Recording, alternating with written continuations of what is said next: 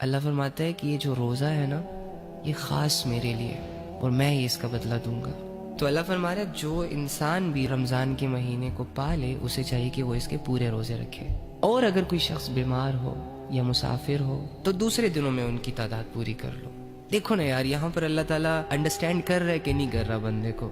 یعنی اللہ رب العزت ایک طرف کہہ رہا ہے کہ بھوکے رہو، پیاسے رہو، اور دوسری طرف ان لوگوں کا احساس کر رہا ہے جو بیمار ہے، جو مسافر ہے.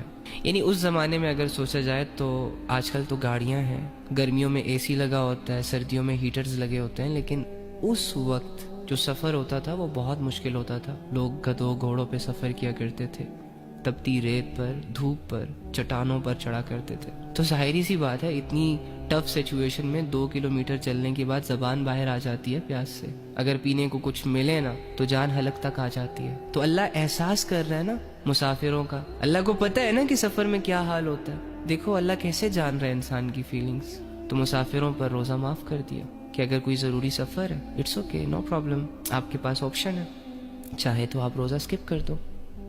لیکن بعد میں پھر اس کی قضا بھی کرنی ہے رمضان کے بعد، جب تم ایزی ہو جاؤ، جب تم ریلیکس ہو جاؤ.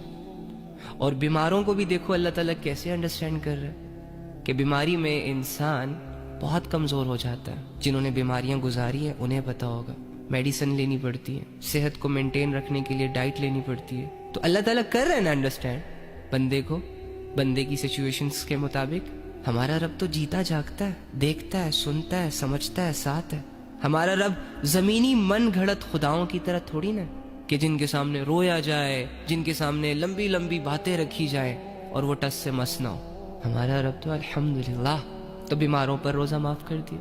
اب دیکھو نا اس میں آپ کو اللہ کی محبت نظر نہیں آ رہی، یہ چیز فیل نہیں ہو رہی کہ اللہ انسان کو انڈرسٹینڈ کرتا ہے، انسان کو تنہا نہیں چھوڑتا، بے بسی میں اس کا ساتھ دیتا ہے، اسے برڈنائز نہیں کرتا، اس پر کوئی بوجھ نہیں ڈالتا. ایک سچے دوست کے علاوہ یہ اپرچونٹیز کون دے سکتا ہے تمہیں؟ ایک سچے محسن کے علاوہ اتنا ریلیف کون دے سکتا ہے تمہیں؟ تمہاری 60-70 سال کی زندگی کی عبادت کے بدلے ہمیشہ کی بادشاہت دینے والا اللہ کے علاوہ کون ہو سکتا ہے؟ 50 سال کے گناہوں کے بعد ایک رات کی عبادت اور دل سے نکلے چند توبہ کے الفاظوں سے تمہارے 50 سال کے گناہوں کو معاف کرنے والا اللہ کے علاوہ کون ہو سکتا ہے؟